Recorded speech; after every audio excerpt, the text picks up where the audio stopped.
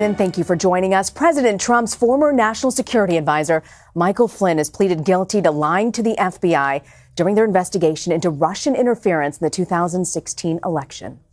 You claim to testify against the president. Take it down. Well, that was Flynn leaving the courthouse earlier today as people yelled, "Lock him up." That's a reference to the chant of "Lock her up" that he started about Hillary Clinton at last year's Republican National Convention. It's now Flynn who faces possible prison time, but his punishment may depend on what he tells the special counsel's office. He has confirmed that he's cooperating in a statement in which he also accepts responsibility for his actions, lying to the FBI about his conversations with the Russian ambassador. CBS News legal analyst Rikki Klieman joins me here in New York, and CBS News justice reporter Paula Reid joins me from Washington to break all this down. Okay, Paula, I want to kick it off with you. This wasn't really the most serious charge that Flynn could have faced. What are you hearing right now? Absolutely. I mean, the fact is that over the past 6 to 8 months, more than half a dozen witnesses have come here to federal court before the grand jury to testify about Mike Flynn's business dealings, and especially his lobbying on behalf of Turkey and Russia, and some things that he may not have disclosed to the federal government. That is a crime. That's what Paul Manafort and his associate were charged with. But Mike Flynn wasn't charged with these foreign lobbying violations. He was charged with making false statements. So the question is, okay, what did he give Robert Mueller in exchange for putting aside all that other evidence of foreign lobbying, failure to disclose violations? Well, we're getting some new details about that, Rena. Newly revealed court documents show us that Mike Flynn is willing to testify that before he spoke with Russian Ambassador Sergei Kislyak, he spoke with senior members of the Trump transition team who directed him to have that conversation, and specifically to discuss sanctions and how not to escalate the situation between the U.S. and Russia. Rena, it's fair to say that this is a bombshell in the Russia investigation and the most significant witness that Robert Mueller has secured so far. Rikki, we just heard Paula call this a bombshell. What do you make of the strategy that Mueller's using here? Well, I think that Bob Mueller is very smart, and I think that that is probably not debatable.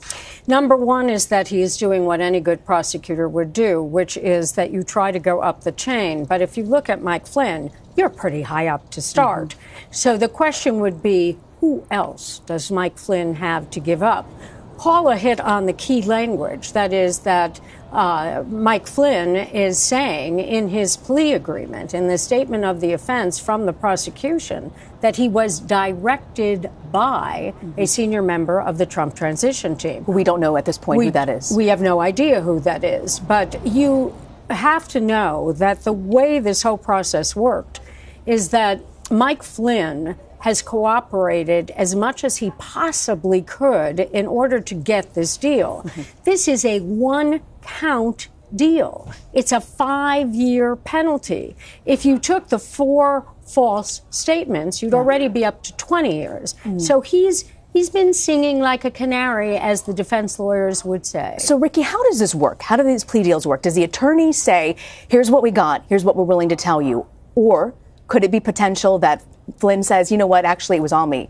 It had nothing to do with Trump, or have we already passed that at this point? Well, certainly I want to say that we have no idea if this has anything to do with Donald Trump. We just don't know. Or does it have to do with someone else who was in the Trump campaign and the Trump transition team? But what happens is a smart lawyer says, I want to be the first person to the courthouse in the best interest of zealous representation of my client. So if I get there first and I can have a discussion with the prosecution about cooperation, then the prosecutor will let me know whether or not he, in the case of Bob Mueller, is interested.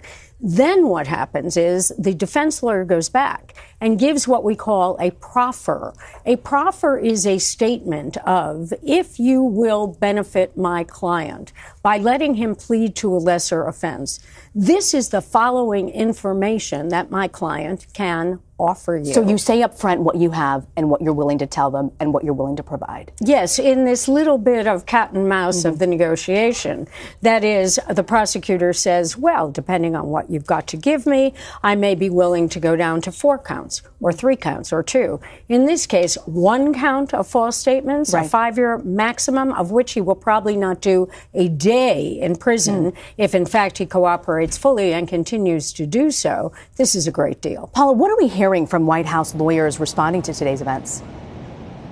Well, consistently, they've said that they're not concerned, even when there were signs that the Mike Flynn may be entering a plea deal. Several of the lawyers said that this was to be expected. Nobody seems concerned. But they should be concerned. Not only is this, as Rikki noted, one of the highest level officials so far to start cooperating with the special counsel, these conversations bring evidence for Robert Mueller directly into the senior officials of the Trump transition team, into the campaign, and possibly, depending on who these officials were, possibly directly into the White House. So despite what they say, this is not a great day for the White House in terms of Robert Mueller's investigation into Russian meddling in the 2016 campaign. Paul, what do you make of the strategy that Mueller's using, and is there a sense to gauge what could come next in this investigation? Well, when we try to guess what's going on in this investigation, we always have to remember that nobody was thinking of George Papadopoulos exactly 1 month ago when he had his plea deal. So we know that there's always a chance he has some more tricks up his sleeves. What I try to go by when I'm trying to figure out what happens next is I look at the evidence that is being presented to the grand jury. We knew it was likely Manafort would be indicted because the witnesses that were going before the grand jury, they were testifying about his business, specifically his foreign lobbying. Same with Mike Flynn. We knew that over half a dozen witnesses had testified about him, which is why we thought it was very likely that he was entering a plea deal when his lawyers stopped talking to the White House.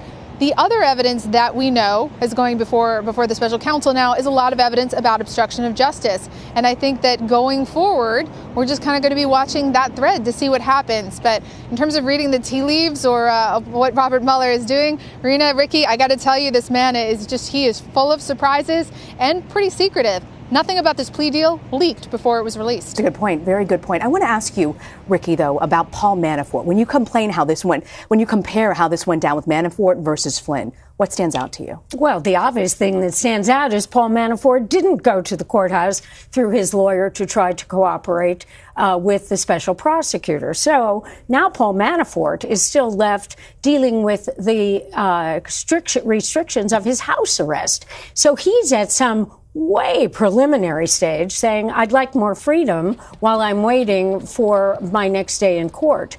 So Paul Manafort can either decide that he wants to go to the special prosecutor now, but he's a little late. So the second person to the courthouse, or the third or the fourth or the fifth, never gets the same benefit as the first, unless he has something extraordinary to give. Or Paul Manafort may say, I'm simply going to take my chances. I'm going to remain strong, tough, tall, as they would look at it, and not go in and cooperate, and I will take my chance at a trial. That's always the way these things go when you have multiple players. You also have to remember this. We don't know if Paul Manafort has anything to give. You may want to cooperate, but if you don't have something really to give that's substantial, you can't.